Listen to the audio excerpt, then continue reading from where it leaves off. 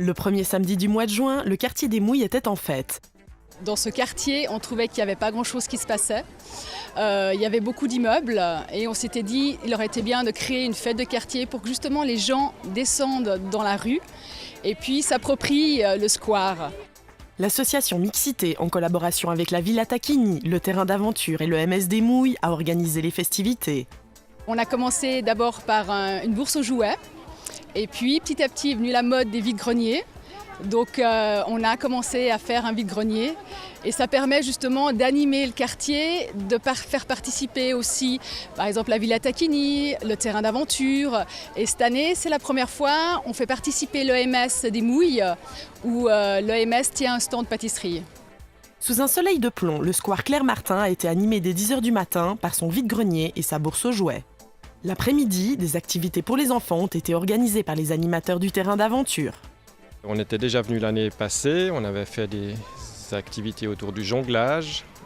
Et cette année, on vient proposer une activité qui est plus sportive. On va faire du badminton, du volley et toujours du jonglage. Pour nous, c'est une activité qui est centrée sur les enfants. Notre public, c'est toujours les 6-13 ans.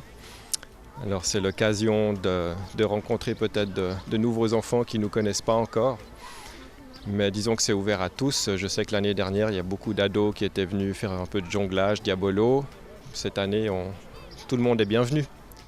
L'événement est organisé afin d'animer le quartier. En plus des jeux et du vide-grenier, des points de rafraîchissement et de restauration s'étalaient le long des avenues du parc. On a essayé de vraiment faire participer les gens du quartier. Ça veut dire que cette année, nous ne tenons pas le stand grillade. On a demandé aux gens du quartier qui tiennent un stand de nourriture. Et comme c'est un quartier multiculturel, on a un stand de nourriture mauricienne, un stand de nourriture chinoise et un stand de nourriture péruvienne. Donc ce sont des habitants du quartier qui vendent les spécialités de leur pays. Et puis donc nous avons l'EMS, on avait envie de les faire participer, donc ils tiennent un stand de pâtisserie. Le but était donc de créer une fête autour de laquelle les gens se réuniraient et échangeraient. Un événement réussi et qui perdure, puisqu'il s'agit de la 11e édition.